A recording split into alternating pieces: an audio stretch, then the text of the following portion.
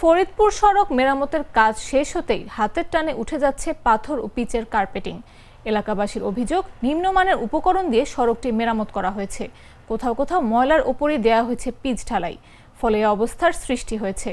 চর ভদ্রাসন উপজেলার সদর ইউনিয়নের মোড় থেকে মৃধাডাঙ্গি পর্যন্ত 1 কিলোমিটার সড়ক মেরামতের কাজ 8 মে শেষ হয়, কিন্তু কাজ শেষ হওয়ার একদিনের মাথায় হাতের টানে উঠে যায় পাথর ও পিচের কার্পেটিং। উপজেলার স্থানীয় সরকার প্রকৌশল বিভাগ সূত্রে জানা গেছে, পাইচার মোড় থেকে মৃধাডাঙ্গি পর্যন্ত 2 কিলোমিটার সড়ক 63 লাখ টাকা ব্যয়ে মেরামতের উদ্যোগ নেওয়া হয়। এর মধ্যে 1 কিলোমিটার সড়কে কার্পেটিংয়ের কাজ শেষ হয়েছে, আর 1 কিলোমিটার সড়ক সিলকোট হওয়ার কথা। কাজটি বাস্তবায়ন করছে স্থানীয় সরকার প্রকৌশল বিভাগ।